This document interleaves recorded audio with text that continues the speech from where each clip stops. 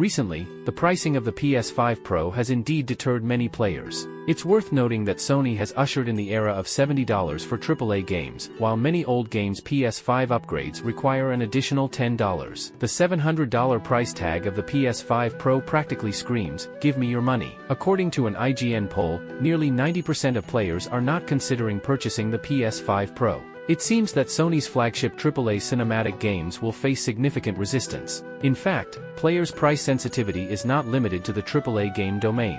As a strategy and tactical game enthusiast, I have been playing a game called Songs of Conquest that recently encountered a similar issue. Songs of Conquest is a pixel-style game similar to Heroes of Might and Magic, where players control heroes to explore and conquer vast maps while also building towns to provide logistical support for their troops. The hexagonal grid battlefield appears retro but is actually quite deep in strategic terms. The overall gameplay experience is hardcore, with a considerable learning curve.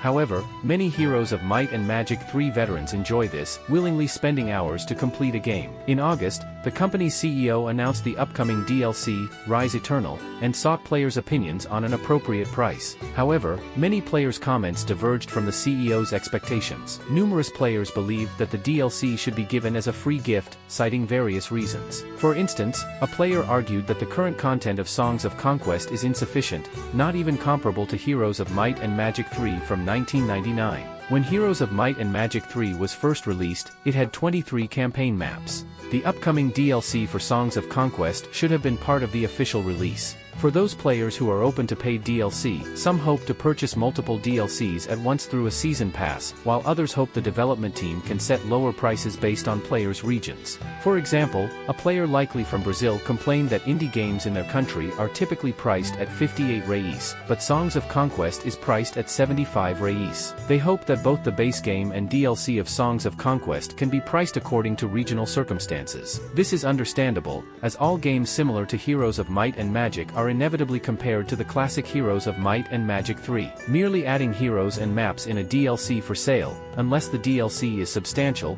will likely make players feel unbalanced. Speaking of which, I am also playing another game similar to Heroes of Might and Magic, called Perennial and Battle. When it entered early access on July 19th, the game content was already relatively complete, lacking only story campaigns.